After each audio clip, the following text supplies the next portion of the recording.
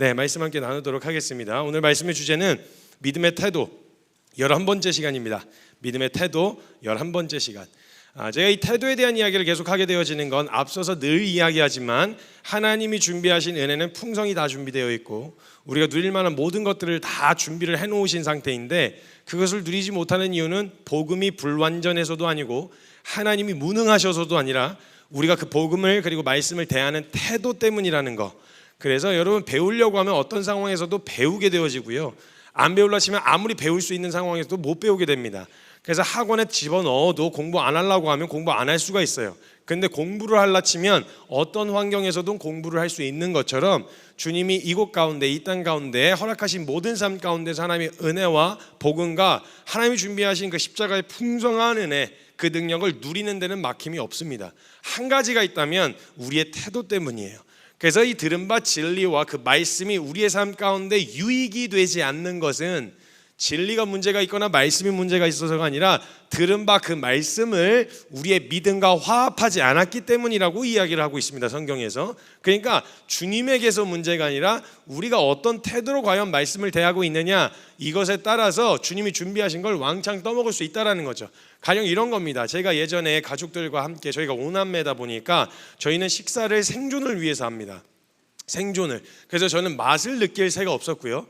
일단 이제 뭐 된장찌개, 뭐 김치찌개라도 끓이면 거기에 이제 건더기라고는 집이 이렇게 넉넉하진 않았어서 두부 한 모 뭐 이렇게 해서 넣거나 이렇게 되거나, 가끔 이제 김치찌개를 할 때 뭐 햄 같은 거 한 번씩, 모구총 그 비싼 햄 있잖아요.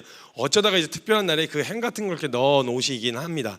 근데 이제 그걸 이제 제가 이제 뭐 이렇게 하나둘, 집에 하나둘 있는 가정은 잘 못 느끼시겠지만요, 아차 한 숟가락씩 뜨고 나면 두부 한 모 그냥 사라집니다.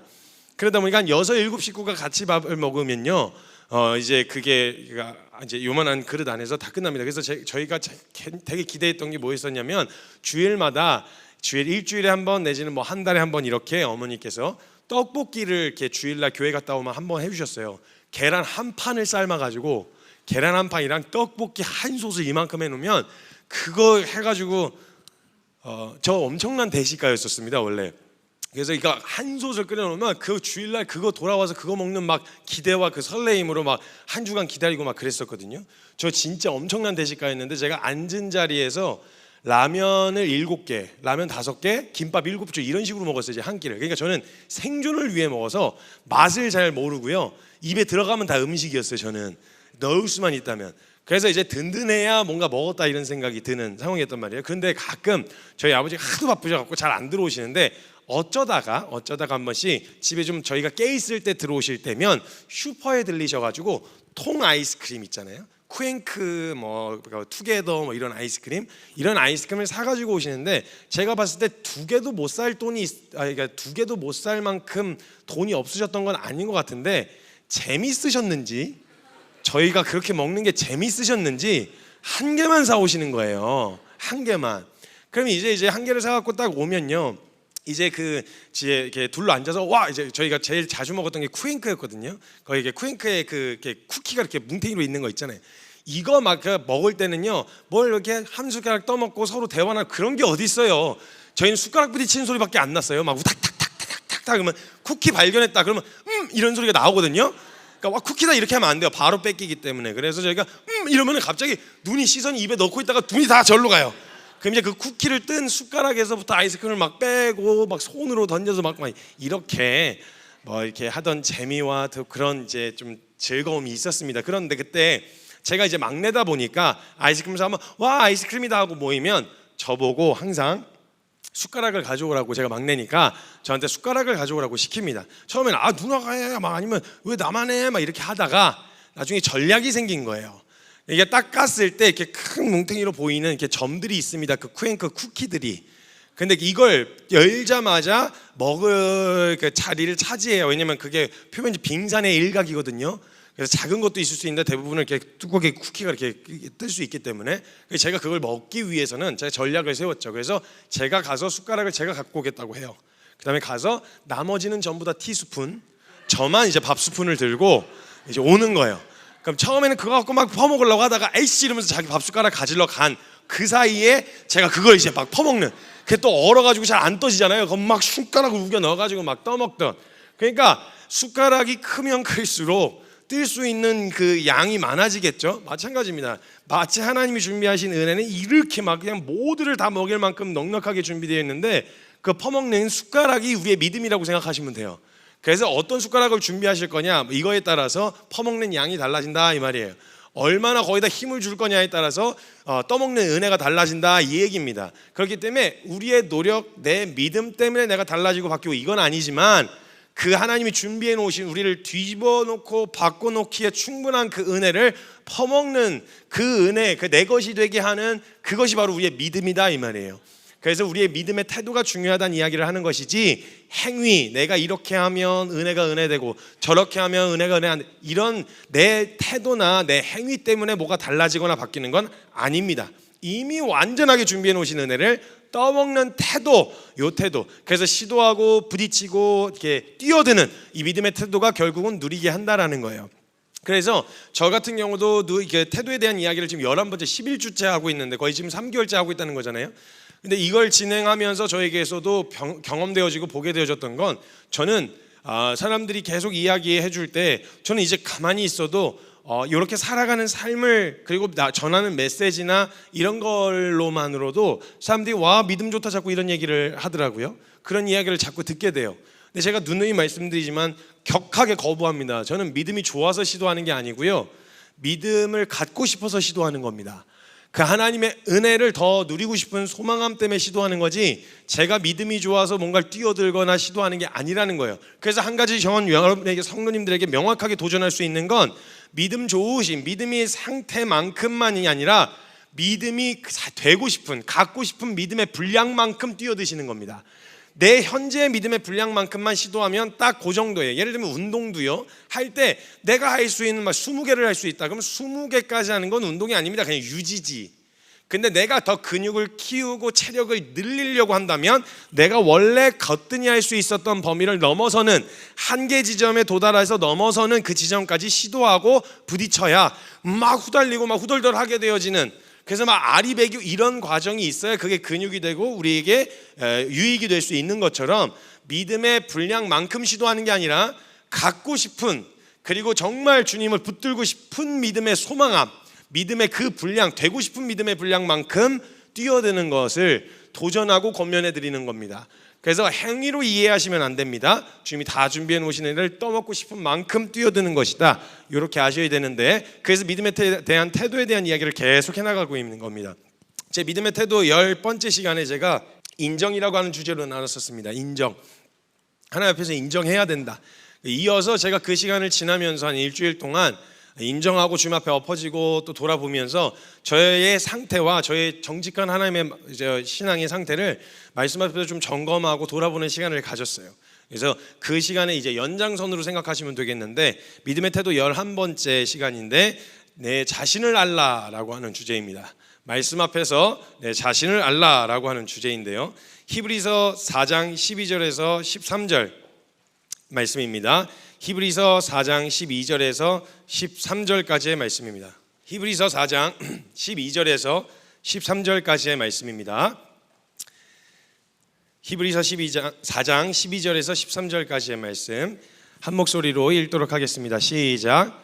하나님의 말씀은 살았고 운동력이 있어 좌우의 날선 어떤 검보다도 예리하여 혼과 영과 및 관절과 골수를 찔러 쪼개기까지 하며 또 마음의 생각과 뜻을 감찰하나니 지으신 것이 하나라도 그 앞에 나타나지 않음이 없고 오직 만물이 우리를 상관하시는 자의 눈앞에 벌거벗은 것 같이 드러나느니라. 아멘. 하나님의 말씀은 살아있는 말씀이라고 이야기하고 있습니다. 그래서 그냥 어떤 석상이나 아니면 목상처럼 가만히 있는 것이 아니라, 그 말씀이 우리의 심령에 선포되어지고 그 말씀이 들려지면 정확하게 나라고 하는 한 사람을 진찰해낼 뿐만 아니라 만물이 벌거벗은 것처럼 주님이 이렇게 드러내신다고 했습니다. 그러니까 정직하게 하나님 앞에 인정하고 말씀 앞에 엎어지면 주님이 그것을 통해서 내가 누구인지를 알려주신다는 거예요. 그래, 내가 누구인지를 알아야, 제대로 알아야 지금 내게 필요한 것이 무엇인 줄 알고 거기에 대한 필요한 적절한 조치를 취하고 솔루션을 제시할 수가 있는데, 문제는 내가 나를 몰라요.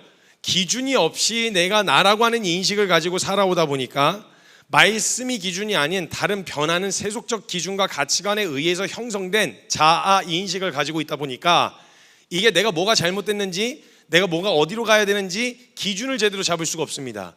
그러니까 솔루션을 아무리 얘기해도 그 솔루션이 우리에게 솔루션이 안 되는 이유는 원래 그게 문제가 아니었는데 문제라고 인식하고 있었기 때문이었다는 거죠.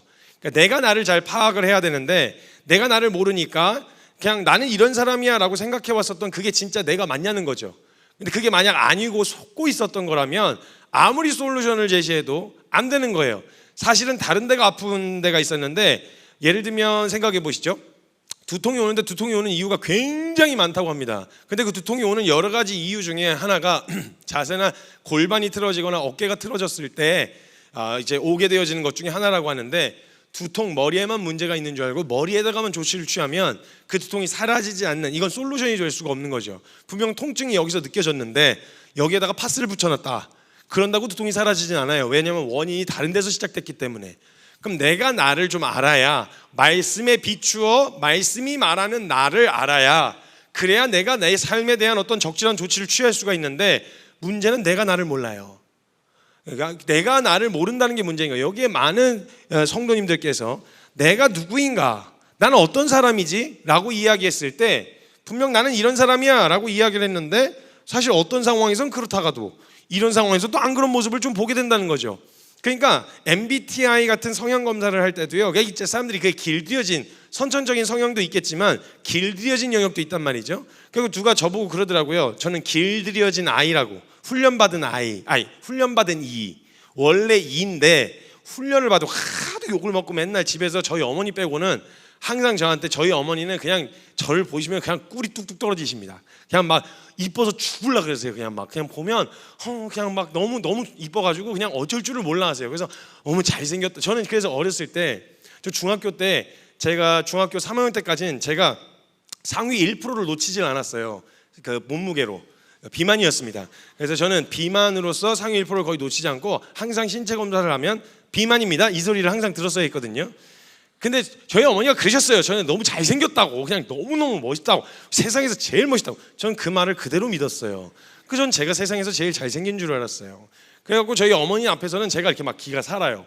그래서 어머니 앞에만 서면은 어머니 막 이러면서 막 기가 살고 막 이러는데, 이게 저희 그 가족들 제 분위기가 그 아버지 쪽 성향을 닮으신 분들이 계세요.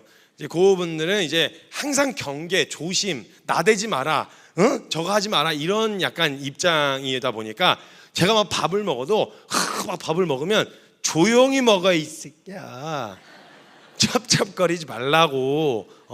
그 맨날 막 이렇게 주눅, 위축, 쭈글, 찌글 약간 이런. 그래서 어머니 앞에서는 제가 막 극이인데 그 누님들 앞에 서면은 제가 완전 소심한 아이가 되는 거예요. 그러니까 저는 이인지 아인지 잘 모르겠어요. 그냥 보면 이 같은데 저 되게 소심하거든요. 저 진짜 소심해요. 그래가지고 먼저 가서 말을 걸거나 먼저 가서 인사 못해요. 그래서 제가 그냥 어디 모임 같은 데 가서 뭐 사역자들 이제 뭐 게더링 있고 막 이렇게 하잖아요. 그러면 혼자 거기 구석탱이 가서 이렇게 서 있어요. 그 와서 인사하시면 예, 안녕하세요 막 인사하고 다니는데, 제가 가서 누구시죠? 안녕하십니까? 잘 지내셨어요? 이런 걸 못해요. 잘 그냥 예, 진짜요? 그렇군요. 요렇게. 그러니까 저는 제가 이인지 아닌지 잘 모르겠어요. 저는 진짜 실제로 너무 소심하거든요. 근데 어떤 상황 가면 완전 극이에요. 제가 이제 그 공동체로 같이 살고 있다 보니까 사역자들 보면요, 사역자들이 항상 한결같이 몇 개월 지나고 나면 선교사님 이런 사람인 줄 몰랐다 그래요.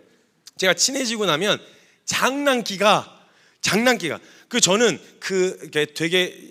되게 신중하고 에너지를 많이 쏟고 되게 정성을 들여서 장난을 쳐요. 그래서 한 번 놀래키려고 하면 15분, 20분, 30분도 기다릴 수 있어요. 저는 한 사람을 놀래키기 위해서. 그래서 방에 들어갔는데 언제 나올지 모르지만 문 뒤에 서가지고 거기서 15분, 20분을 기다릴 수 있는 사람이에요. 그러니까 막 장난치고 막 깨물고 같이 놀고 막 놀래키고 막 말장난하고 이런 거 보면 도저히 제 이미지랑 매칭이 안 된다는 거예요. 그래서 사람들은 알까? 사람들 성사님이 이런 걸 알까? 저 진짜 장난기가 심해요. 그리고 제가 그 지체들하고만 있으면 밖에 나가면 그러니까 거기서는 이가 되는 거예요. 지체들하고 있으면 이가 되는 거예요. 그러니까 저는 제가 밖에서 말씀을 전하러 가면 적어도 그 주변에선 조심을 해야 되거든요.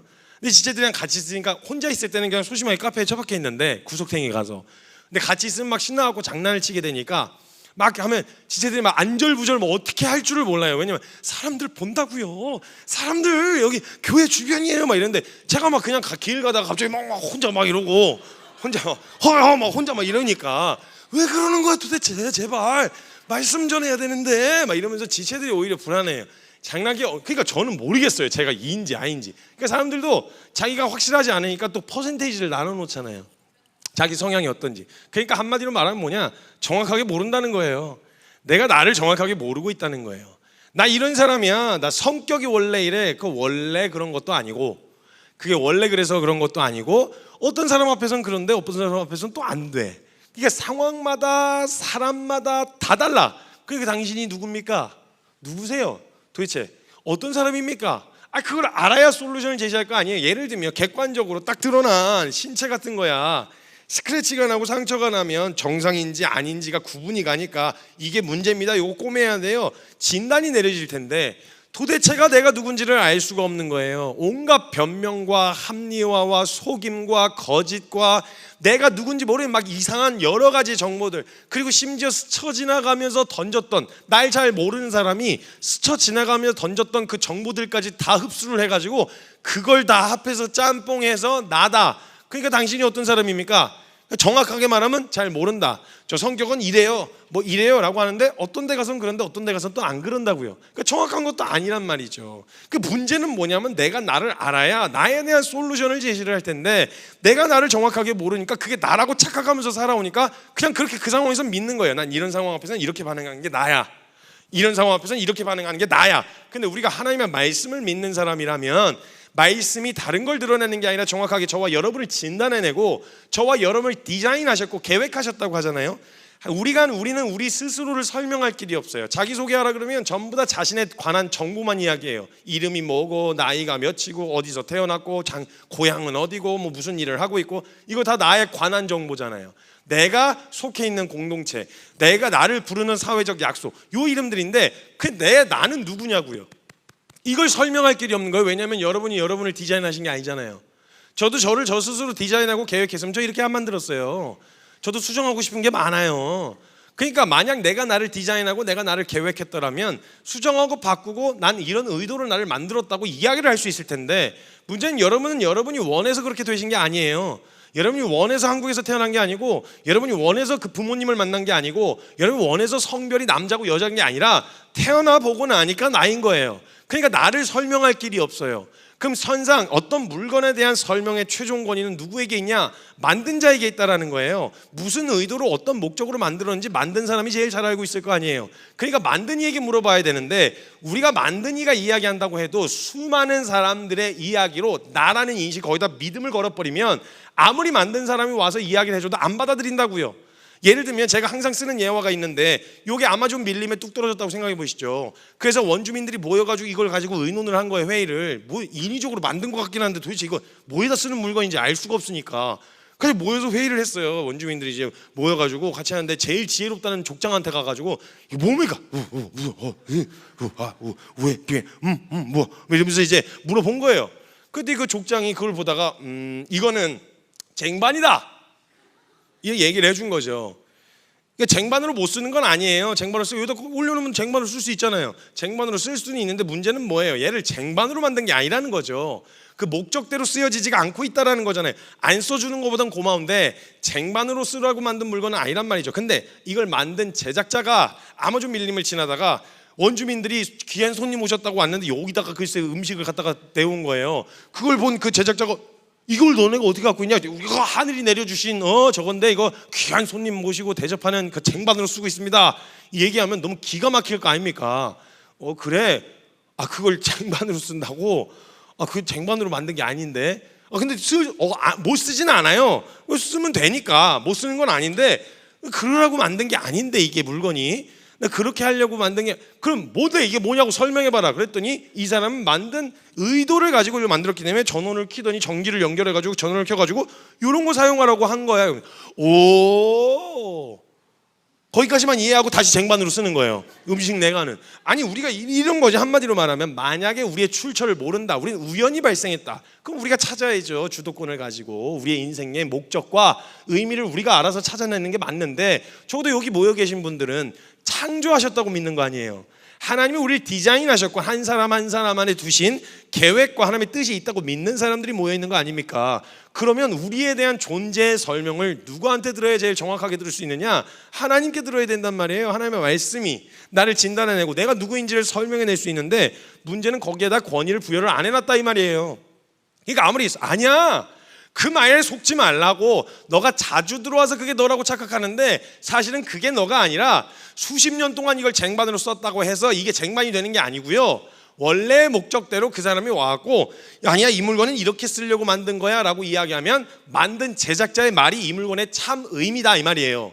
그러면 우리도 다른 걸 모르겠는데 하나님 살아계신 걸 믿는다고 하는 사람들이라면 그 하나님이 살아계신 말씀이 내가 자주 듣지 못했어, 그리고 실제로 자주 노출되어지지도 않았고 온갖 세속적인 기준과 말들에 의해서 나라고 하는 자아인식이 생겨와서 난 철석같이 그게 나라고 믿고 살아왔는데, 어느 날 갑자기 뜬금없이 하나님이 말씀하신 네가 니다, 그리고 나는 그게 세속적인 기준 안에서 문제라고 생각했는데 주님이 그 문제 아니다, 아무런 문제가 없다. 그래서 병자를 치료하실 때요, 예수님이 공생의 사역 기간에 병자를 치료하실 때요, 대부분의 경우는 병자를 치유해 주시는 과정 중에 뭔가 문제가 있어서 얼마나 고생이 많았니 뭐 이런 접근이 아니었고요, 그것도 괜찮은데 이것도 괜찮다, 그래서 정상인처럼 대하세요.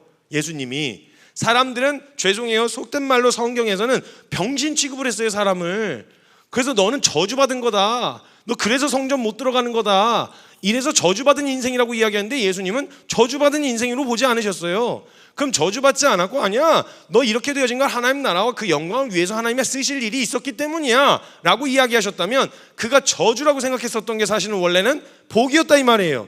그럼 세속적 기준으로 내 인생은 저주받은 인생이었었는데, 그래서 난 저주받았다고 생각하고 살아오고 내 인생을 비관했는데 주님이 아니야, 너 저주받은 인생 아니야 라고 이야기하시면 내가 어떻게 믿고 살아왔든지 상관없이 팩트, 객관적으로는 저주받지 않은 인생, 즉 축복받은 인생이 그게 내 인생이라고요, 같은 상황인데도. 근데 우리는 어디에다 비중을 더 두고 계시냐고요.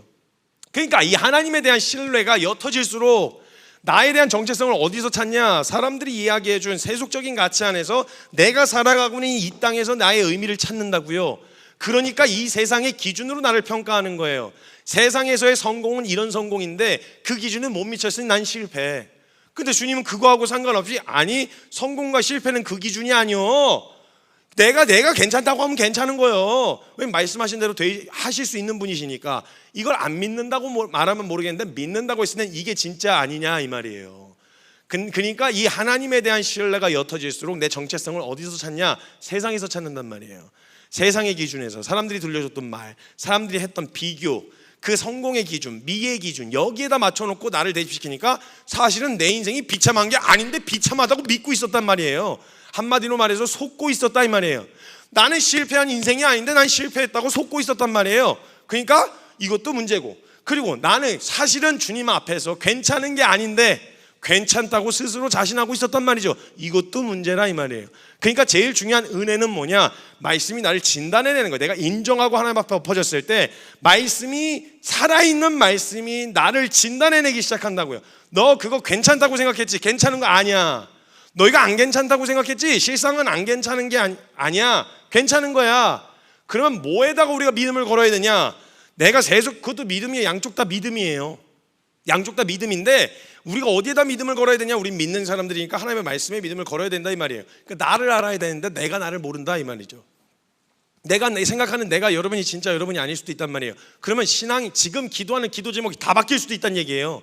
하나님 이걸 해결해 주세요. 난 이게 문제라고 생각해서 하나님 이거 해결해 주세요 그랬는데 주님이 그 문제 아니요, 그 내가 정말 네 특별하게 생각해서 준 거야. 이렇게 생각하면 주님은 해결해 주실 일이 아니라 그 의미를 가르쳐 주실 일이잖아요. 근데 우리는 내가 이게 세속된 잘못된 왜곡된 자아인식을 가지고 있으면 문제가 아닌데 문제라고 생각해서 자꾸 주님한테 뭘 해요? 해결해 달라고 구한단 말이에요. 그 주님은 아니라니까, 아니 해결해 달라고요. 이거 문제가 아니라니까, 안 해결해 주지 않으면 하나님이 잘못된 하나님, 원망하는 거죠. 원망 향하게 되는 거예요. 이러니까 신앙 안에서의 관계가, 하나님과의 관계가 틀어지기 시작하는 거예요. 그러니까 우리를 제일 잘 아시는 분이 누구시냐? 하나님이시다.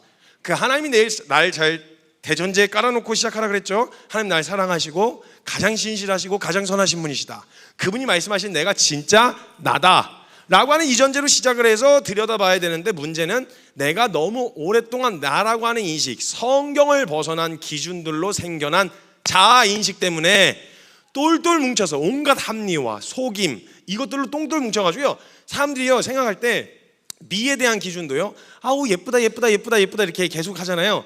그럼 이제 뭐 기준도 없이 그냥 예쁘다 예쁘다 예쁘다 예쁘다 이렇게 계속 하면은 어떤 사람들은 진짜 지가 예쁜 줄 알아요. 아니다, 반대다. 잘못 얘기했다.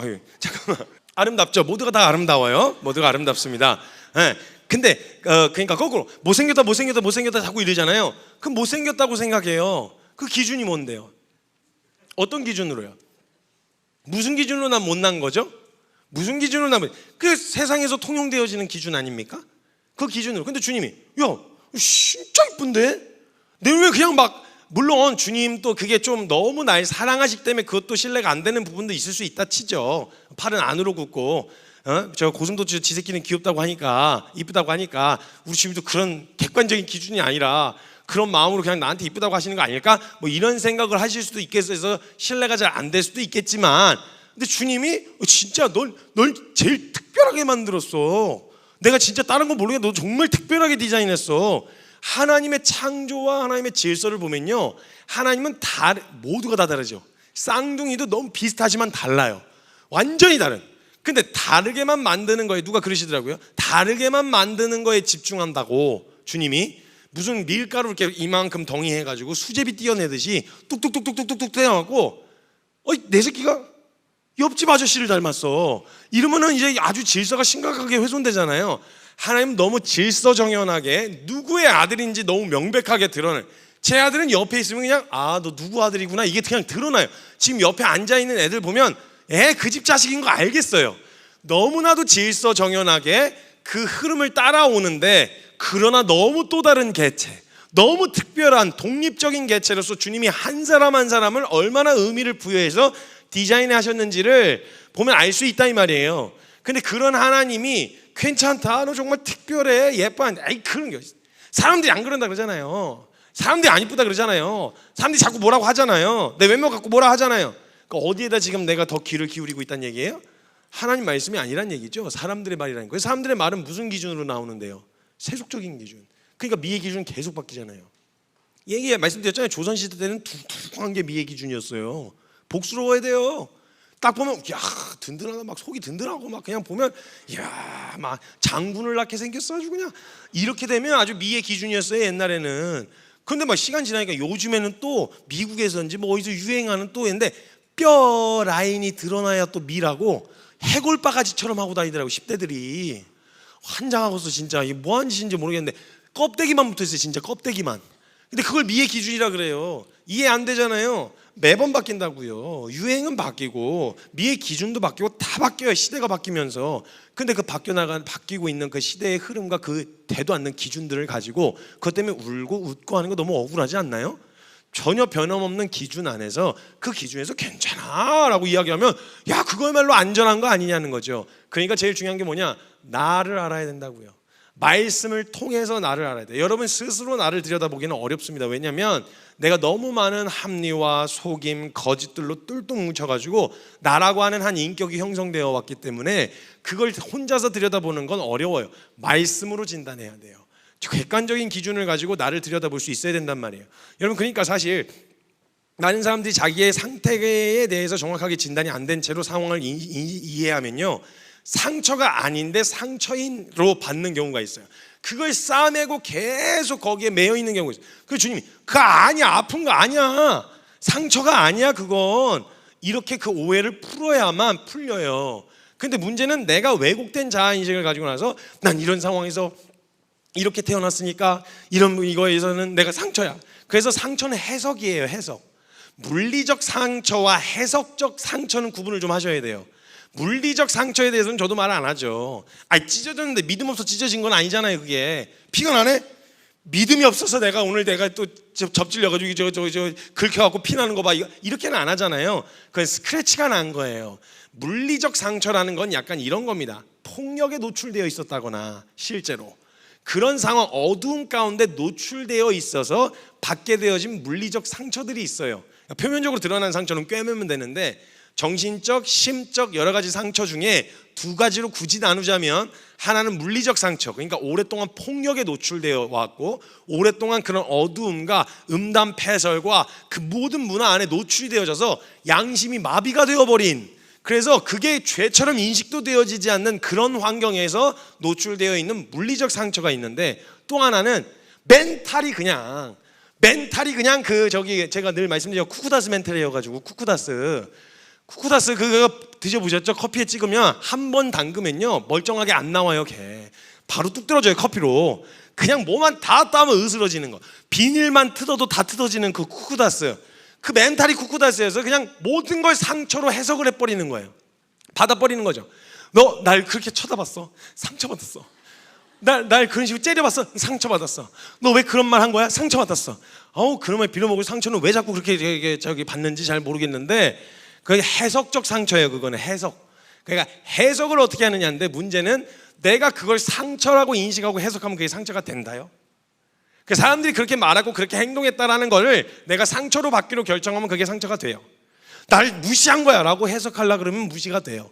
실제로 짓밟고 무시하는, 여러분 물리적 무시는 약간 이런 거예요. 제가 학교 폭력을 당했었어요. 괴롭힘을 당했었는데 제가 제일 진짜 화가 나고 제일 열받는, 지금도 그런 상황이 뭐냐면 남자애들이 한참 혈기왕성할 때 여자들 앞에서 센 척하고 싶어 하잖아요. 그러다 보니까 제가 남중이었는데 저희 바로 옆에 여중이 붙어 있었는데 그 학교만 지나려 그러면 저한테 가방을 뒤집어 씌우는 거예요. 센 척하고 싶으니까. 그러니까 저희 나무처럼 이렇게 가방 한 10개를 이렇게 들고 그 앞을 지나가면요 비참해져요. 마음이 인격이 무너지는 것 같은. 그래서 약간 가오 잡으려고 하는, 여자들 앞에서 가오 잡으려고 하는 것 같은 보면요, 그냥 지금 그냥 정서가 그냥 짜증이 나는 이런 정서가 그냥 울컥하고 치밀어 올라요. 뭐라고 말은 못해요. 겁이 많아가지고 뭐라고 말은 못하는데 그 센 척 안에 이런 생각과 정서가 찾아들어. 이건 물리적 상처예요. 물리적 기여. 실제로 무시를 받은. 근데 그런 거 있잖아요. 인사 안 하고 지나갔네. 무시하는 건가? 무시하는 거네. 봐봐, 다른 사람들한테 인사하자. 이건 해석이에요. 해석. 물리적인 것과 해석을 차이를 구분을 하셔야 저와 여러분이 이 상황 앞에서 상처가 아닌 걸 상처로 받아서 계속 우울해하고, 어려움이 아닌데 어려움이라고 계속 우울해하는 그거. 여러분, 그러니까 예를 들면 힘이 든 것 자체가 고통이 그 부정적인 정서로만 이해하시면 아무것도 얻을 수 있는 게 없어요. 운동과 건강만 해도 숨이 턱까지 차는 고통이 동반돼요. 공부만 하려고 해도 엉덩이에 종기가 나는 고통이 동반되고요. 선한 것을 얻기 위해서 항상 그 과정, 하기 싫은 것도 해야 돼요. 하고 싶은 걸 하려고 했을 때 하기 싫은 것도 감수를 해야 되는 이 과정이 반드시 있는데, 단순히 고통이 싫어, 힘든 게 싫어, 그럼 아무것도 얻을 수가 없어요. 그러니까 어려움을 단순히 부정으로 해석하셔서 주님 이런 상황이 어려운데 왜 나한테 이런 상황을 허락해 주세요가 아니라, 나한테 가장 좋은 거 주고 싶어 하시는 하나님이 이 상황을 허락하셨을 때에는 뭐가 있을까? 뭘 좋은 걸 주고 싶으셔서 이러신 걸까? 그럼 치열하면, 여러분 공부가 어려우면 어려울수록 그 가치가 높아지죠. 얻는 게 힘들수록 희소성이 높을수록 그 가치가 올라가잖아요. 똑같아요. 다이아몬드도 그렇고 다른 금도 그렇고 희소성이 가치가 높으면 그게 희소성이 높으면 희소성이 낮으면, 그죠? 희소성이 낮으면 아니지. 헷갈려. 희소성이 가치 높으면 가치가 같이 올라가는 것처럼, 공부하게 들어가는 서울대가 왜 서울대? 이런 이유가 뭐예요? 들어가기 어려우니까, 힘드니까. 그럼 이렇게 해석하셔야죠. 좋은 거 주고 싶어 하시는 하나님이 나한테 좀 어려움과 고단함을 허락하셨다면 뭘 얼마나 또 대단한 좋은 걸 주시려고 라고 하는 해석의 관점이 바뀌면 같은 상황도 다르게 보인다 이 말이에요. 근데 문제는 해석을 그리 안 한다고요. 왜? 나라고 하는 자아인식 안에서 나라고 하는 존재 자체를 너무 세속적인 기준들로 똘똘 뭉쳐서 그게 나라는 인식으로 해왔기 때문에 난 이런 건 못해, 난 이런 건 해, 난 이런 거 좋아해, 난 이런 거 싫어. 그거 다 길들여진 거예요. 입맛도 길들여져요. 먹다 보면 한국인의 피가 흐르면 김치 다 좋아할 것 같죠? 아니에요. 김치 싫어하는 사람, 안 먹어본 사람들은 환경에 노출돼서 그렇게 살아온 사람은 김치 못 먹어요. 문화가 달라요. 문화가 김치 냄새 맡으면 막 지금이야 한국 문화가 많이 알려져서 그렇지만 예전에 그렇지 않았을 때 막 냄새나 홍어 난리도 아니었어요. 홍어 먹으면 무슨 오줌에 절인 것 같다고 막 그 암모니아 냄새 때문에 못 먹어. 사람들은 그걸 손도 못 대고요. 우리 뭐 고수 같은 거 못 먹는 분들 계시잖아요. 외국에 있는 사람들은 우리나라 깻잎 보면 우리는 깻잎 환장하잖아요. 막 볶음밥에도 위에다 썰어도 넣어야 되고 막 그냥 쌈 싸 먹을 때도 깻잎 한 장 얹어야 되고 깻잎 엄청 좋아하는데 그 고수 같은 향이 외국인들에겐 깻잎에서 나는 거예요. 이건 길들여지는 거란 말이죠. 자주 들어와서 자주 노출되어 와서 나라고 하는 인식이 생겨버려서 그걸 나라고 철석같이 믿고 살아왔는데 그 상태로 말씀을 들으니 분명 좋은 거 주시려고 하셨는데 좋은 걸로 못 받는 거예요. 그러니까 나의 상황과 상태에 대한 해석을 어떻게 하냐에 따라서 같은 상황인데 그 상태 그게 상처와 문제가 되기도 하고 다르게 보면 은혜와 기회가 되기도 한단 말이에요. 그러니까 어떻게 볼 건지의 차이예요. 그게 믿음에 달려 있다 이 말이에요. 믿음으로 그걸 어떻게 볼 것인지에 따라서 그게 상처와 후회, 아픔, 아쉬움으로 남기도 하고 한 사건이 어떤 이에게는 그걸 믿음으로 봤을 때에는 그게 은혜와 기회와 축복이 되기도 한단 말이죠. 만약 우리가 말씀을 기준으로 나의 상태에서 잘 알지 못하고 있으면요, 복을 복으로 못 받고요, 징계를 징계로 못 받아요. 징계인데 내가 주님 앞에서 이렇게 했는데 나한테 이렇게 하셔? 하나님이 불의하시네 이렇게 해석해 버리면요 아무것도 못 받아요. 주님이 징계의 목적은 뭐예요? 다시 세우기 위함이에요. 그럼 이거 혼나야 돼. 너 이 시간을 통해서 반드시 책망받고 혼나야 돼. 근데 그걸 하나님 날 저주하셨다, 날 버리셨다, 이런 식으로 가면은 사랑에서 한 징계를 저주로 받게 되는 거예요. 저주로 받게 되면 하나님을 원망하게 되겠죠. 그러니까 하나님과의 관계가 단절되는 거예요. 이렇게 내가 나를 말씀에 비추어 돌아볼 수 있게 되어지는 것이 제일 중요하다 이 말이에요. 그럼 우리가 말씀의 권위에 그리고 하나님 나라의 가치를 기준으로 우리가 우리 스스로를 들여다봐야 되는데 문제는 그게 너무 똘똘 뭉쳐서 나라고 하는 거예요. 그래서 저와 여러분은요 계속 말하다 보면 내 말에 나도 속는 거 아세요? 그래서 나중에 여러분 그 형제님들 군대 이야기 계속 하실 때 MSG 자꾸 살짝 섞어서 이야기하시면 그게 진짜 있었던 일인지 없었던 일인지 나중엔 기억이 가물가물해져 가지고요 그걸 사실로 받아들여요. 그렇게 되어지고 나면 그게 내 인생에 많은 영향을 미쳐요. 그건 일어난 팩트가 아니었는데도 불구하고 그게 계속 내 삶에 영향력을 행사하게 되어지는 거예요. 그리고 막 또 이제 젊은 친구들 중에서 그래도 안정적인 가정이라고 말했을 때 부모님 다 살아계시고 부모님이 다 사랑해 주시고 그러면 돼. 그러면 되는데 뭘 세상의 기준하고 비교하면서 아빠가 나한테 해준 게 뭐야, 엄마가 나한테 해준 게 뭐야, 이걸 상처로 받기 시작하잖아요. 한도 끝도 없이 다 상처로 받아요. 그럼 내 인생 가운데 그 오해와 그 거짓과 속임으로 똘똘 뭉쳐가지고 내가 나를 진단해내고 드러내기가 어려워진다는 거예요. 그래서 이스라엘 백성들이 성경에서 등장하는 이스라엘 백성들이요 분명히 그 상황은 하나님이 허락하신 기회였었어요. 예를 들면 하나님이 우상 숭배하지 말아라, 그렇게 되어지면 너 계속 피폐하게 되어지고 너 인생이 망가지게 되어 있다, 이걸 계속 강조하시고 이야기하시는데도 그냥 하는 거예요. 그냥 가는 거예요. 그냥 막 가니까 안 되겠다, 이거 한번 제대로 후려쳐가지고 정신 좀 차리게 해야 되겠다, 이래서 징계를 결정하시고 이방 민족에게 한번 이렇게 넘기시는 일들이 있을 때요 이걸 나중에 예레미야가 뭐라고 그러냐면 받아라, 징계를 달게 받아라, 이거를 받아야 너가 다시 일어난다. 징계를 징계로 받아야 되는데 징계를 피할 고통과 무서운 걸로 인식해서 도망다니면 너 그 징계 받지 않으면 다시 또 원래대로 돌아간다. 차라리 한 대 제대로 맞고 징계를 징계로 받고 그 다음에 다시 주님 앞에 올바르게 서자, 이 얘기를 예레미야가 계속 외쳐요. 근데 징계를 징계로 못 받는 거예요. 어떻게든 피해요. 그래서 무슨 짓을 하냐면 마지막 멸망하기 직전에 북이스라엘 남유다하고 이제 북이스라엘이 먼저 아수르에 의해 멸망하고 남유다가 바벨론에 의해 멸망하는데 바벨론에 의해서 멸망하게 되어지는 시점에서 이제 이미 넘어가서 경고를 듣는 건 끝났어. 이제 마지막이야, 진짜 마지막이야, 진짜 정말 마지막이야. 우리 그 디자인하신 분들 파일 저장하는 것처럼 진짜 최종, 정말 진짜 최종, 최종 이렇게 하는 것처럼 엄마도 경고를 해요. 때리고 싶진 않으니까, 그렇게 징계하고 싶진 않으니까 정말 안 돼, 이번 한 번만이야, 마지막이야. 근데 그 마지막의 의미가 아이에게 없어질까봐 한 번은 징계를 해야 될 때가 오면 매를 들어야 돼요. 그러면 그때 그걸 피해서 그거 때리고 싶지 않다고 내지는 그걸 피하게 해주려고 그 징계를 피하면 더 이상 그 아이에게는 마지막이야 이 말이 더 이상 통하지 않아요.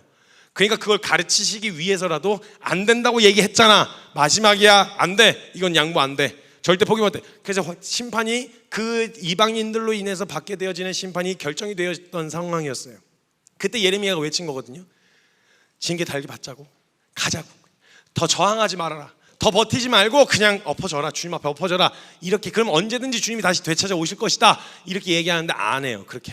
그래서 애굽으로 원군을 요청하러 가요. 애굽에서 끄집어내셨는데 애굽 보고 도와달라고 다시 원군을 요청하러 가는 거예요. 이런 일들이 벌어진다고요. 징계를 징계로 못 받아요.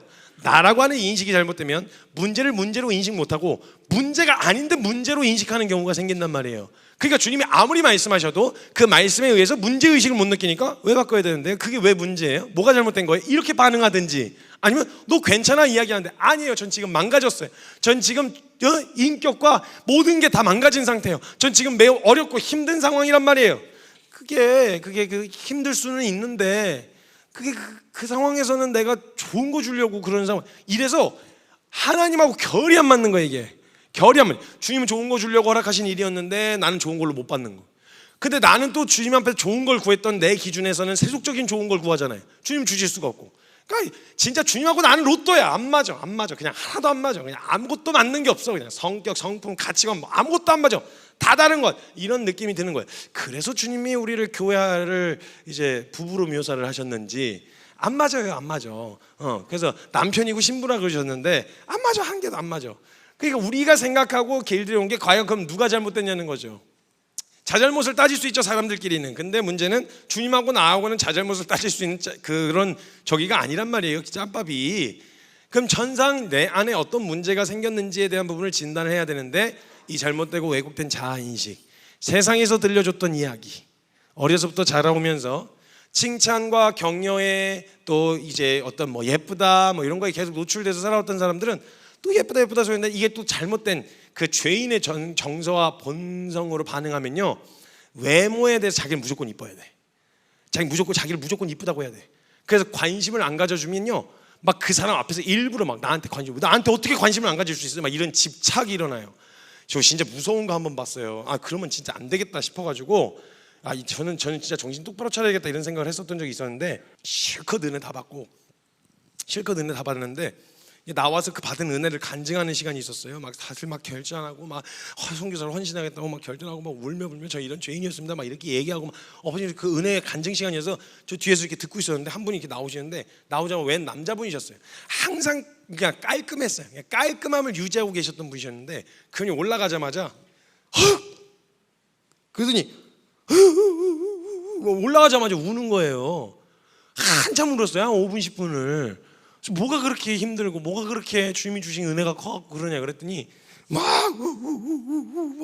울다가 은혜가 감사하긴 하대요. 은혜가 감사하고 진짜 복음이 너무 감사하고 너무 은혜인데 자기가 한 가지 주님 앞에 착 내려놓지 못하는 게 있대요. 그것 때문에 자기는 너무 속상해서 지금 울고 있다는 거예요. 뭐 말만 하면 계속 그냥 막 시골 개마냥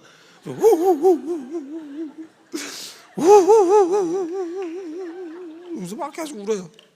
그래서 울길래 도대체 무슨 얘기가 나올지 궁금했어요. 그래서 제가 쳐다보고 있었는데 갑자기 뭐라 그러냐면 주님 앞에 자기를 드려야 되겠다는 게 너무 확실한데 문제는 자기가 주님 앞에 자신을 드리기에는 너무 아까운 외모라는 거예요. 너무 아까운 외모를 가져서 선교사로 살기에는 너무 아까운 외모라 그러는 거예요.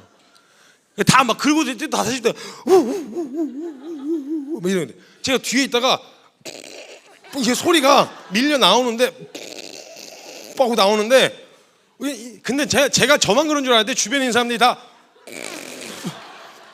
완전 막 은혜스럽게 나누는 분위기였는데 다 이러고 있었어요. 속으로 제가 옆에 여기 속으로 생각하다가 옆에 있는 사람한테 누가 그런 거야 도대체? 누가 그런 얘기를 한 거야? 엄마가 그런 거야? 뭐야?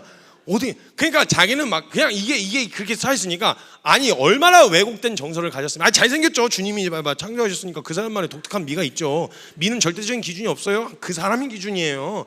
가장 독특한 거예요. 가장 독특하고 아름다운 그 하나님이 창조하신 건 맞는데 헌신 못할 만큼의 프라이드를 가질 만큼 헌신을 못할 이유가 외모다라고 하기에는 그거 좀 그렇다. 그러니까 아니 제가 봤을 때 정말 아깝지 않은 외모였어요. 주님께 드리기에 정말 아깝지 않은 외모였어요. 그냥 제가 봤을 때 아니 주님께 아까울 게 뭐가 있어요? 뭐 얼마가 있은들 주님께 아까울 거며 뭘 한들 주님께 아깝겠냐고요. 정말 아깝지 않은 외모였어요. 정말 확실하게 철석같이 믿고 있는 거예요. 철석같이. 나는 주님께 헌신하기엔 아까운 외모다. 이걸 철석같이 믿고 있는 거예요. 그러니까 이런 왜곡된 정서들, 주님 앞에 더 못 나아갈 이유야. 그게 상처이든 아니면 자기 비하, 비관, 연민이든 아니면 자신의 자존심이든 그놈의 자존심은 뭐예요? 무슨 기준으로 자존심이에요? 그거 하면 지켜져요? 내가 왁 하면 지켜지는 게 자존심이에요? 내 자존감이 그렇게 해야 버텨지는 거예요? 그것도 연민 중에 하나예요. 내가 왁 해서 무시 안 받을 거야. 왁! 무시 안 받는 사람은 그 애시당초 무시를 해도 무시를 안 받아요. 어쩔 거야? 그 사람 말이 사실이 아닌데. 말씀에 깨어있고 믿음이 있는 사람은 그래서 연민에 머물러 있지 않아요. 뭐 거기 주저앉아서 나는 이런 사람이야 뭐 이러고 있을 이유가 전혀 없다고요. 왜? 그 사람들의 말이 팩트가 아니니까. 근데 거기에 반응해갖고 무시 안 받으려면 와 이렇게 반응해야 돼. 내 자존심을 지키기 위해서는 와 이렇게 반응해야 돼. 이런 생각을 한다는 것 자체가 이미 벌써 연민하고 있다는 얘기인 거예요. 이런 왜곡된 정서들과 왜곡된 가치관들이 쌓여가지고 나라고 하는 자아인식을 만들어내는 거예요. 그러니까 이걸 내가 하나님 앞에 말씀 앞에 직면을 해서 난 이게 상처예요, 난 이것 때문에 못해요, 난 저것 때문에 못해요 하고 있었지만 사실은 그게 아닐 수 있다 이 말이에요. 저는 그래서 오늘 정확한 솔루션을 준다고 했을 때 답은 하나밖에 없어요. 정확한 기준과 정확한 절대적 기준을 제시하는 게 뭐예요? 말씀밖에 없어요. 그래서 말씀과 기도가 답이라는 거예요. 그 말씀 앞에 서야 나를 진단해내시는데 문제는 인정을 안 하는 태도, 그리고 이 세속적인 가치관을 나라고 철석같이 믿는 이 태도를 고수한 채로 하나님의 말씀이 아무리 들려지고 넌 존귀하다 안 받아들이는 거예요. 넌 가장 소중해 안 받아들이는 거예요. 넌 내가 무슨 사랑받을 만한 사람이냐는 거죠. 자기 비하, 자기 연민 똘똘 뭉치고 세속적 가치관으로 똘똘 뭉쳐 그게 나라고 믿고 살아온 나. 성격 어떠십니까 여러분? 여러분의 성격은 어떻게 된 거예요? 그 주님이 진짜 그게 정말 안 바뀔 겁니까? 어려운 건 알아요. 습관이 되어서 어려운 건 아는데 그거 안 바뀔 거예요? 바뀔 수 있는 영역이잖아요. 진짜 바꾼다고 하면 바뀔 수 있거든요. 근데 그 영역은 그러니까 한마디로 말하면 그게 나는 아니라는 거예요. 바뀔 수 있는 영역이니까. 그러면 그걸 진리처럼 믿고 살아오는 거죠. 그걸 딱 붙들고 사는 거예요. 이건 나야. 난 못 바꿔. 안 돼. 안 바뀌어. 손 내려고 하지 마. 그러니까 부부 사이 안에서도 여러분 남자와 여자가 부모를 떠나서 한 몸을 이룬다는 말이 무슨 말이냐면 내가 보통 사람들이 원하는 건 뭐냐면 내가 원하고 가고 싶은 길에 아내가 동참해 주길 바라는 거고 아내도 똑같을 거 아니에요. 내가 가고 싶고 내가 살고 싶은 삶에 남편이 동참해 주길 바라는 거잖아요. 아니에요. 남자와 여자가 부모를 떠나 한 몸을 이룬다는 말은 그 둘만의 새로운 길이 펼쳐지기 때문에 새로운 삶을 적응해가고 새로운 습관과 새로운 마인드, 새로운 삶의 라이프 스타일을 바꿔가겠다는 결정이 동시에 일어나야 되는데 문제는 결혼할 때 이걸 결정하고 결혼하는 건데 그걸 결정을 안 하고 결혼을 하니까 성격 차이, 안 되겠는데요? 못 하겠는데 이렇게 되어지는 거예요. 하나의 같은 같이 가는 한 길이 새로 생기는 건데 내 길에 동참해라 이거죠. 이거는 단순히 비단 그 부부만의 문제가 아니고 공동체마다의 문제예요. 전부 다. 리더는 내 뜻에 따라와. 팀원은 왜 그렇게 가냐? 이런 것도 신경 써야지. 이런 것도 봐야지. 이게 아주 매칭이 안 되는 거예요. 함께 간다는 말은 함께 가는 새로운 길 앞에 놓여진다는 거고 새로운 삶에서의 라이프 스타일을 취하는 이 과정이 있어야 돼. 그러니까 우리는 어떤 태도가 있어야 돼? 열려 있어야 돼요. 하나님 수정하라 하시면 수정하겠습니다. 잘못됐다고 드러내 주셨으면 드러내겠습니다. 내가 알던 내가 진짜 내가 아니라는 거 알겠습니다. 주님이 말씀하신 나를 가르쳐 주십시오. 말씀 앞에서 비추어 주십시오. 이 태도가 있어야 자신을 비추어 말씀을 통해 자신을 비추어 알게 되어지는, 그래야 나에 대한 적절한 솔루션, 이건 상처가 아니었구나, 내가 그리 해석했던 거구나, 이건 상처구나, 이건 이렇게 조치를 취해야 되겠구나 라고 하는 정확한 솔루션이 나온단 말이에요. 근데 아무리 이야기를 들어도 저도 헷갈릴 때가 있어요. 그래서 무슨 얘기를 하고 싶은 거니? 뭔 얘기를 하고 싶은 거야? 이런 생각이 찾아 들어오게끔 뭔지 하나도 모르겠어. 누가 스스로도 속고 남도 속고 나도 속여서. 그러니까 이 말씀 앞에 드러나서 비추어져서 서게 되어졌을 땐 태도가 중요한 거예요. 말씀은 우리를 진단해낼 거예요. 지금 말씀이 그렇게 한다고 이야기해요. 하나님의 말씀은 살았고 활력이 있어서 좌우의 나인선 어떤 검보다도 예리해서 혼과 영과 및 관절과 골수를 찔러 쪼개기까지 하고 마음의 생각과 뜻을 감찰할 뿐만 아니라 진리라고 하는 기준, 말씀 앞에서 만물이 벌거벗은 것처럼 드러나게 될 거다 진단해 주실 거라고 하는데, 우리가 드러날 때 어떤 태도를 갖고 있어야 되냐? 인정하는 태도와, 하나님 앞에서 인정하는 태도와, 하나님 내가 지금까지 알고 있었던 내가 나를 아는 것보다 주님이 날 더 잘 아시는 분이십니다. 그래서 세상에서 듣고 생겨왔던 가치관에다 믿음을 거는 게 아니라 하나님의 말씀에다 권위를 입혀서 그 말씀이 그렇다 하시면 그런 줄 알겠습니다, 그 말씀이 날 진단해내시면 그런 줄 알겠습니다 라고 하는 요 태도가 준비되어야, 그래야 말씀 앞에서 내가 나를 비추어보는 일이 가능해진다 이 말이에요. 제가 이제 지난주에 나누고 나서 제가 일주일 동안 좀 비추어 돌아봤습니다. 전하는 사람이 어떤 사람인지. 너무 감사한 시간이었어요. 저도 이렇게 말씀을 전하다 보면 방향과 그런 어떤 이제 우리가 나아가야 될 목표를 선명하게 이야기하느라 선포하다가 보니까 가끔 저도 제가 제게서 나타난 마음이 드러난 마음이 아닌데도 제 것인 것처럼 포장을 해서 이야기할 때가 있더라고요. 그걸 제가 지난주에 같이 계속 고민해 왔었던 영역이었지만 그게 말씀을 정리하는 과정 가운데 드러나게 된 거예요. 포장하는구나, 나도 영웅담으로 내가 마치 원래 그런 사람인 것처럼. 근데 저는 그런 사람이 아니더라고요. 그러나 한 가지는 확실하게 알겠어요. 제가 어려서부터 들었던 말씀과 복음과 은혜와 기도와 이 성경이라고 하는 이 가치는 전 인격적으로 동의가 된 건 사실이에요. 이거밖에 답이 없다, 이게 맞다라고 하는 게 전 인격적으로 동의가 되어졌어요. 근데 한 가지 안 딸려오는 게 제 성향과 감정이었어요. 가끔 이런 거 있죠. 말씀과 기도가 답입니다 라고 말하는데 제가 비추어 돌아봤을 때 내가 말씀과 기도가 답이라고 외치는 농도만큼 나는 말씀과 기도의 자리에 나아가나? 내가 그게 중요하다고 훈련하고 있는 사람만큼 내 주변에 있는 사람들이 나로 하여금 말씀과 기도의 자리에 나아갈 그런 환경을 만들어주고 있는가? 아니면 일을 더 시키고 있는가? 내가 어떤 영향력을 행사하고 있는가? 이게 제 안에 질문이 찾아 들어왔어요. 점검하고 돌아보는데 제 안에 성경을 읽는 시간이 없지 않고 기도하는 시간이 없지 않은데 제가 어떤 마음이 들었냐면, 제가 성경이 꿀송이보다 달다라는 말이 이해가 안 되는 거예요. 저는 꿀송이보다 달지 않더라고요. 저는 꿀도 안 단데 저도 느껴지기에는 꿀도 안 단데 그 꿀송이에다 달다는 말은 말씀 보면 막 성경 하나님의 말씀 나 같은 자에게 이런 정서가 저는 안 느껴져요. 죄송합니다, 솔직히 말씀드리는 거예요.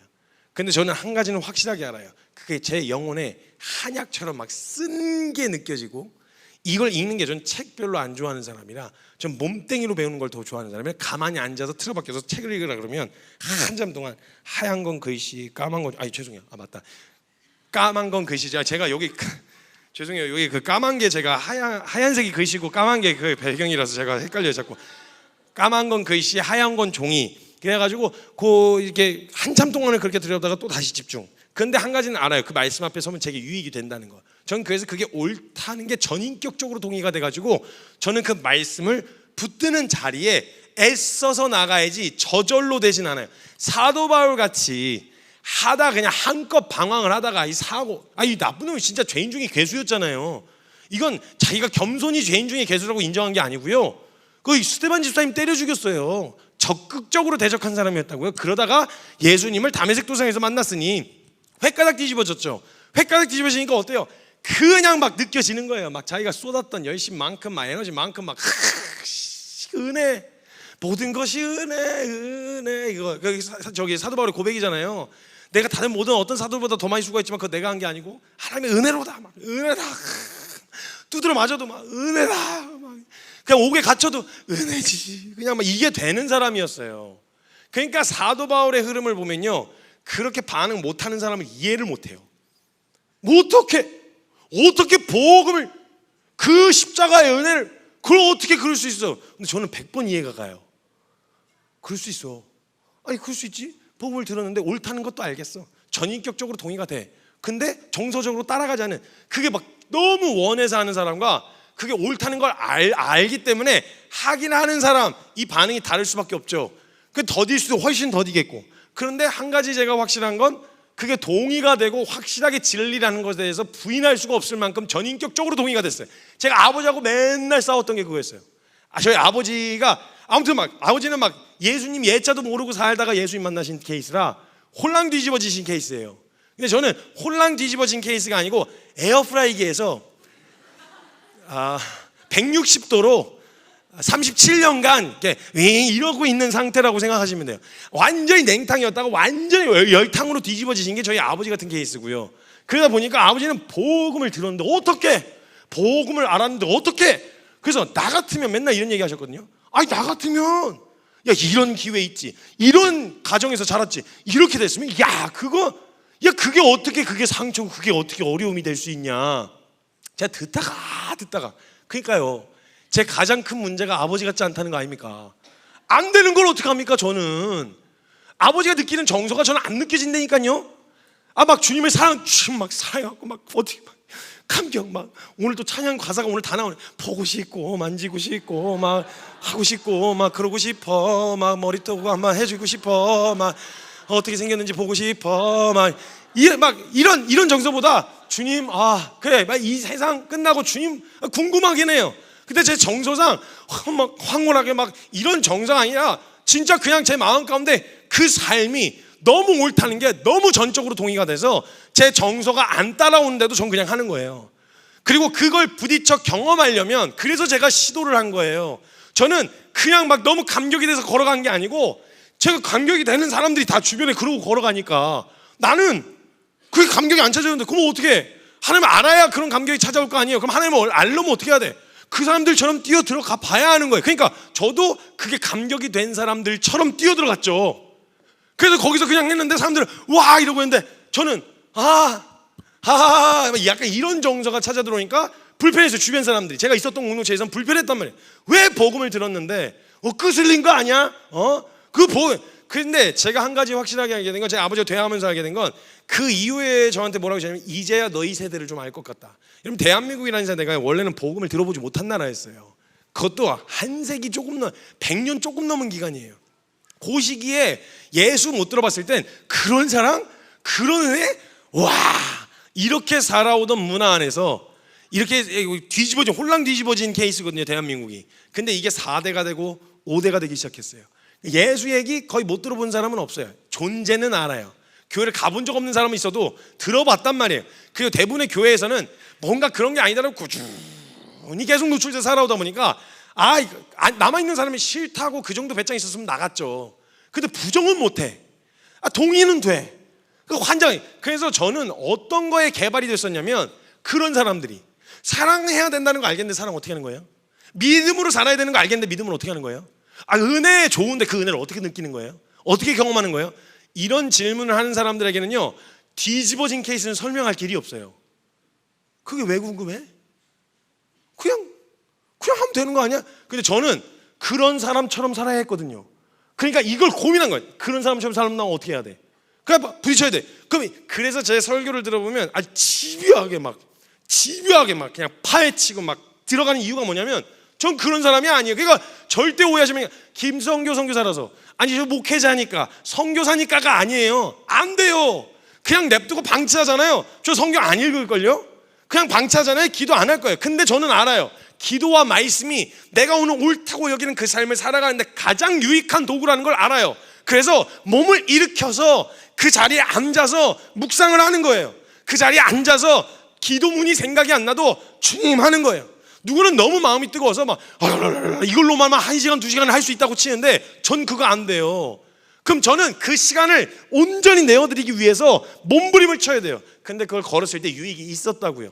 그래서 저는 더디지만 그런 정서로 가고자 하는 사람들의 마음이 이해가 돼요. 그래서 제가 대놓고 그냥 뭐 아무것도 모르면 그냥 이해를 못하면서 그냥 살면 되는 거예요. 그냥 하시면 되는 거예요. 이 얘기를 하는 게 아니에요. 그냥 하는 건 맞아요. 그게 옳은 게 전인격적으로 동의가 됐으니까 해야 된다는 방향성은 전혀 바뀌지 않았어요, 지금도. 근데 그 과정 안에서 체감되어진 정서를 제가 안다고요. 그러니까 제가 이걸 설명할 수 있어서, 그래서 지금 이 세대에 먹히고 있는 중인가 봐요. 그걸 설명해 주니까, 이야기를 해주니까. 하나님 사랑하려면 어떻게 해야 돼? 하나님 경외하는 게 뭐예요? 근데 그걸 설명 못 해주면 안 되는 거죠. 그러니까 제 마음 가운데 이런 상태라는 걸 알게 된 거죠. 제가 원래 그냥 막 하늘 영광, 하늘 문이 열리면서 갑자기 뭔가 사닥다리가 내려오고, 이런 사람이 신령한 사람이 아니에요. 전 진짜 노는 거 좋아하고요. 그런 사람이라는 게 말씀 앞에서 그냥 이렇게 서서 보는데 그냥 포장하지 말고, 나를 내가 원래 그런 엄청난 이런 게 있었던 사람인 것처럼 포장하지 말고, 나 지금 어떻게 몸부림치고 있는지 그냥 하나님 앞에 엎어지자 했을 때, 저 그런 사람이더라고요. 저는 이해가 안 되는 사람들은, 홀랑 뒤집어진 사람들도 잘 이해가 안 돼요. 그래서 설명해 줘 봐봐 그러면 설명 못 해줬거든요. 그럼 나 같은 사람은 어떡하냐? 난 그게 전인격적으로 복음이 너무 옳다는 것도 알겠고 너무 동의가 되는데 그게 안 되는 나 같은 사람은 어떻게 돼? 그러면 나 같은 사람은 이제 주님 못 알아가는 거야? 주님 그 믿음으로 못 사는 거냐고? 그럴 수는 없는 거죠. 그러면 저는 제 인생을 포기하는 거니까. 그럴 수는 없다. 그럼 그런 사람들하고 말하고 상관없이 제가 고민했었던, 제가 부딪혔었던 그 고민 앞에서 그냥 시도하고 부딪혔을 뿐이었어요. 그렇게 달려왔었던 거예요. 그걸 제가 이번에 진단하면서 보여주신 거죠. 제 믿음의 방향이, 제가 왜 이렇게 설교를 하는지, 왜 이런 방식으로 자꾸 풀어가는지에 대해서 뭘 엄청난 막 이런 대단한 이런 게 있어서가 아니었다라는 걸 말씀드린 거예요. 제가 살아야 했어요. 너무 동의가 된 그 말씀 앞에 엎어졌어야 했으니까 그렇게 하는 거예요. 그러니까 사랑해야 된다. 그게 사랑이 되면 뭐 그거 사랑해야 된다는 생각을 왜 해요? 그냥 알아서 되는 걸. 근데 안 되는 놈을 만났으니까 그런 거잖아요. 그러니까 해야 되는 거예요. 일단 사랑해야 된다는 것도 전격적으로 동의가 됐어. 어떻게 해야 되는데? 인내와 절제. 그래, 자존심 한번 굽히고 사과 한번 해보자. 죄송합니다. 한 번만 그냥 무례히 행하지 말아보자. 정중하게 한번 대해보자. 감사합니다. 이거를 그냥 연습한 거예요. 사랑하고자 하는 마음이 불일 듯 일어나서가 아니라 그게 너무 옳으니까, 그게 맞으니까 내 정서와 내 모든 것들이 세속적 가치에 너무 왜곡이 돼버려서 옳다고 하는 말씀에 반응을 못하는 정서를 갖고 있으니까. 그렇지만 난 그 길은 포기할 수 없어서 몸부림친 거예요. 그 과정을 그냥 나누는 것뿐이에요. 저는 설교를 통해서 이게 저라는 걸 말씀 앞에 비추어 보면서 드러내 주셨어요. 그러면서 제가 이 과정을 지나오다가 제가 너무 몰랐어요. 저는 진짜 몰랐고, 그러다 보니까 다이저에서 시작하고 키퍼서치를 시작할 때 일부러라도 제가 믿음이 좋아서가 아니라 그 마음을 지키기 위해서, 다른 이유 때문에 하는 게 아니라 진짜 주님 때문이라고 하는 이유밖에는 없도록 상황을 일부러 만들었어요. 그래서 다윗서에서도 그래서 시작한 거예요. 다른 선교단체 가려고 했다가 아무것도 안 보여서 시작을 한 거예요. 아무것도 없어서. 키퍼서치에서도 하는데 제가 정했던 원칙들은, 그냥 정했던 가이드들은 그냥 거기 있는 게, 제가 믿음을 막 이러면서 쓰면서 살 수가 없으니까 안전장치를 쳐놓고 살아왔었던 건데, 저는 그거 그냥 그래서 한 재작년까지는요 그냥 여기 버티는 게 믿음인 게 증명되는 삶이었어요. 복잡하게 설명 안 해도 됐어요. 공유쌤 그냥 사람들이 인정해주지 않아도 제가 여기 있는 이유 자체가 다른 이득 때문에 있을 이유를 없애버렸었거든요. 그 주님 앞에서 순전해야 되니까 뭐 순전하고 싶어요 막 이러고도 있지만, 그거보다는 순전해야 된다는 걸 아니까 일부러 그런 상황을 만들었었단 말이에요. 그래서요 말씀 전하러 다닐 때도요, 저는 요즘에 재작년 정도까지는요 욕을 더 많이 먹었어요. 정말로 설교 끝나고 가면 당회실로 끌려가가지고 호구조사 당하고, 신학교 어디 나왔냐, 신학을 하면은 너가 이런 얘기를 할 수가 없다, 그 설교에 알맹이가 없다부터 시작해가지고 설교 비판당하고 당회실로 끌려갔어요. 그래서 제가 웬만해서 2번, 3번 가는 교회 아니면 저희 사역자들 안 데리고 갔었어요. 그런 상황이 자꾸 노출이 되니까.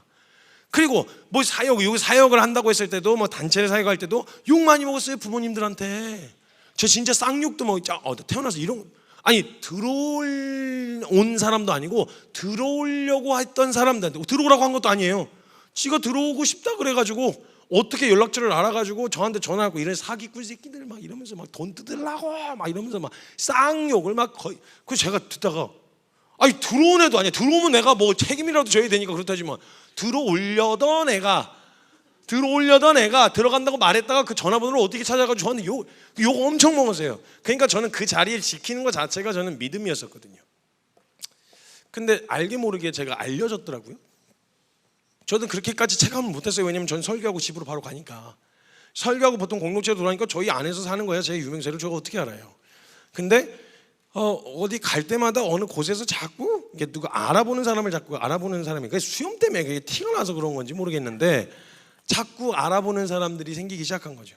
이번 주 금요일 날 롯데월드에 저기 하루 딱 비어가지고 저 아들내미 데리고 롯데월드 갔는데, 갔다가 롯데월드 놀라고, 진유야 이제 놀라고 막 가자 나 꿈과 환장의 나라야, 이래 대환장 파티요 이거 이래가지고 하려고 하는데 갑자기 어머 저기 성사님이시죠? 이러고 알아보니까 행동 자체도 그렇고 여러 가지 부분에서 굉장히 제약이 많이 생기더라고요. 그거 몰랐다가 조금 알려졌네. 그리고 몰랐다가 이젠 교회를 다녀도요, 이제는 제가 예전에는 불러주는 대로 갔죠. 근데 이젠 하루에 10개씩 막 일정이 연락이 오면은 그 조율하는데 막 5개, 6개 하루에 매일.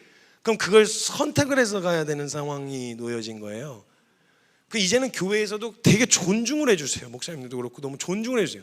몰랐다가 제 안에 그걸 제가 누리고 있었던 거는 아니었다고 하더라도 제 안에 이거를 굳이 주님 때문이 아니더라도 할 만한 다른 이유들이 많이 생겼네, 이 생각이 쫙 찾아 들어왔어요. 순전해야 된다고 하면 이게 오로지 주님 때문이어야만 하거든요. 주님 때문이 아니더라도 할 만한 이유가 생겨버렸네. 그럼 이거 제대로 걸러내지 않으면 안 되겠다는 생각이 제 안에 찾아 들어왔어요. 그래서 제가 지난 주일날 설교를 마치고 나서 저희 기도하고 있을 때 급하게 리더십을 소집을 했어요. 그리고 그날 바로 당일날 단체 안에서 제가 리더로서 결정하던 모든 결정권을 위임하겠다. 왜냐하면 결정을 하고 판단을 하고 공동체를 이끌어가는 스킬에 대한 부분은 오랫동안 해왔어서 스킬은 좋을 수 있는데 우리가 가장 중요하게 생각하는 건 순전함이다. 근데 순전함의 농도로 봤을 때 내가 이거 걸러지기 전까지는 순전하면 너네가 나보다 더 나은 것 같다.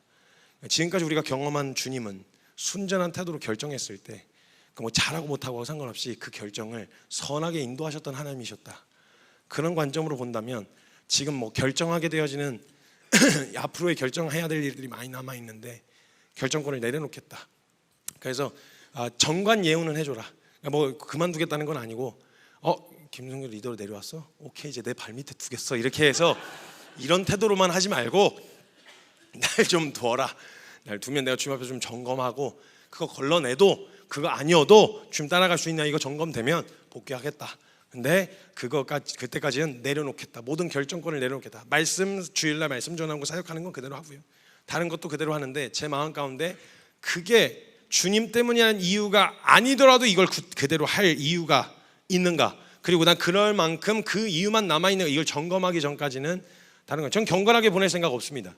막 기도에 들어가고 막 주여 이렇게 할 생각 없고 한번 정말 말씀 앞에서 저 있는 모습 그대로 한번 다른 것 제가 책임감 때문에 의무감 때문에 영향력 때문에 유명세 때문에 이런 거 말고 저 김선교 선교사도 아니고 그냥 제가 하나님 앞에서 제가 어떻게 반응하는 놈인지 좀 보고 싶다는 생각이 들었어요.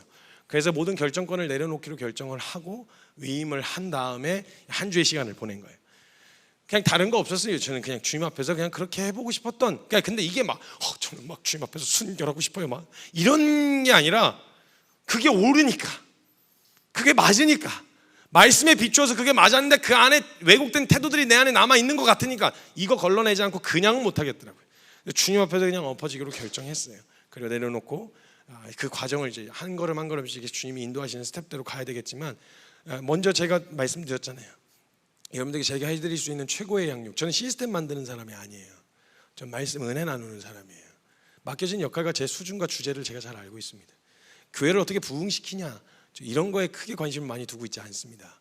어떻게 안정적으로 굴려갈 거냐 저 이거 별로 크게 관심을 두고 있지 않아요. 솔직히 말로 그냥 제가 몸부림치는 그 과정을 함께 나눠서 그 과정을 씨름하고 있는 분들이 그 과정을 이겨내시고 은혜를 발견하셨으면 좋겠는 그거 마음이 있어요.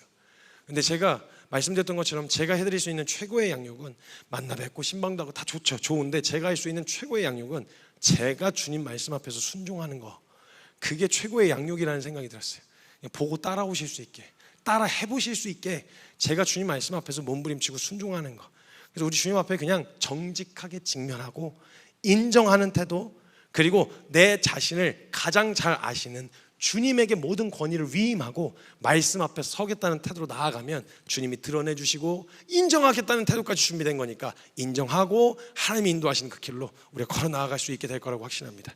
그 은혜 누리시길 주님의 이름으로 축복합니다. 여러분 제가 같이 좀 기도합시다. 여러분이 알던 여러분이 아닐 수 있어요. 그게 고집해야 될 게 아니라는 거예요. 내 성격, 내 성향, 인격 모든 것들 중에서 우리가 고집할 거는 없어요. 왜냐하면 어쩌면 지금까지 나라고 알고 살아왔었던 난 원래 이래, 그래서 난 죽어도 못 바꿔, 난 이건 절대 안 돼, 저 사람만큼은 절대 안 돼, 이 상황만큼은 이건 절대 못해 등등의 모든 것들이 사실은 진짜 원래 안 되는 게 아니라 속아 살아왔다면요, 능력 주시는 자 안에서 I can do everything, 난 모든 것을 할 수 있다, 난 능력이 충만하다, 모든 걸 다 할 수 있다, 이런 얘기가 아니라 능력 주시는 자 안에 있을 때 그분이 시키신 것 어떤 것이든 이 자리에도 갈 수 있고 저 자리에도 갈 수 있고 이것도 할 수 있고 저것도 할 수 있고 이 사람도 저 사람도 다 되는 이 진짜 자유는 말씀에서 말씀하시는 나를 발견했을 때인 거예요. 나는 이건 못해요. 난 저건 못해요. 그거 못하는 게 확실합니까? 안 되는 게 맞아요? 하기 싫은 거 아니고? 지금까지 길들여져 살아왔었던 나, 그게 속임일 수 있고, 그게 세속적 가치관, 변하고 바뀌는, 붙들면 안 되는 진리도 아닌 그 세속적 가치관에 의해서 형성된 나라면요, 그 어쩔 땐 내가 잘난 것 같은데 어쩔 땐 내가 못난 것 같고, 아니 잘나면 잘난 거고 못나면 못난 거지. 어쩔 땐 잘난 것 같고 어쩔 땐 못난 것 같은, 그건 뭐예요? 어디서 여러분의 정체성을 찾고 계셨나요? 나는 누구인가요? 난 어디서부터 왔나요? 난 지금 어디로 가고 있는 건가요? 이거 모르면 그냥 모른다고 주님 앞에 두 손 두 발 들자는 거예요. 하나님, 나 속고 있었어요. 사실 이거 못한다고 생각했는데 못하는 게 아니었고요, 해본 적이 없어서 그냥 두려웠던 거였어요. 이 사람 절대 안 될 것 같은데 이 사람 사실 내가 전부 시도해본 건 아니었어요. 어쩌면 이 사람이 먼저 바뀌기를 기다리고 있었는지도 몰라요. 그냥 주님 앞에 정직하게 인정하고 내가 누구인지 하나님께서 말씀을 통해서 깨달으면요, 저와 여러분 충분히 넉넉히 사랑할 수 있는 존재라 말씀하셨어요. 주님이 넉넉히 세상을 이기는 자라고 말씀하셨어요. 주님이 휘둘리고 끌려다니는 자가 아니라 자유인이라고 말씀하셨어요.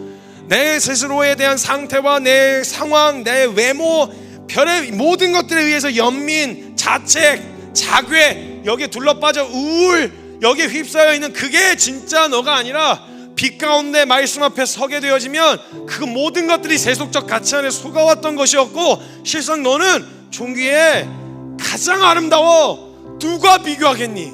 누구와 누구를 비교하니? 너밖에 없는데, 그거 하나밖에 없는데 누구하고 비교하는 거야 지금? 너 하나만을 위해서 내가 디자인을 했다고, 너 하나만을 위해서 내가 계획을 했다고, 내가 너 하나만을 위해서 내가 품었다고. 근데 누구와 누굴 비교하는 거야? 무슨 기준으로 널 평가해? 누가 그 얘기를 하는 거야? 어디서부터 들은 얘기인가요 여러분? 누구에게 들으신 이야기예요? 여러분의 인생이 어떻다는 이야기, 그거 누구한테 들으신 이야기예요? 그 말씀으로 비롯된 거 맞아요? 우리 믿는 사람들이잖아요. 그 말씀의 권위, 나를 설명하는 권위를 누구에게 줄 거냐는 거예요. 오늘 결정하셔야 돼요. 정서적으로 뭐 얼마나 그렇게 살아와서 길들여졌던 습관이 됐든 상관없이 하나님 나를 설명한 최종 권위는 우리 주님이 갖고 계십니다. 나에 대한 존재에 대한 설명은 우리 주님이 하실 수 있습니다. 주님이 그렇다고 하시면 그런 겁니다. 주님이 잘못됐다 하시면 잘못된 겁니다. 주님이 옳다 하시면 그게 옳은 겁니다. 이 결정을, 권위를 주님 앞에 넘겨드려야 돼요. 그래야 우리의 삶 가운데 믿음의 삶이 펼쳐지게 되어지는 겁니다. 시간 같이 기도할 때 우리의 설명의 최종 권위를 가지고 계신 우리 사랑하는 주님의 이름 간절하게 한번 크게 부르짖고 통성으로 기도합니다. 주여!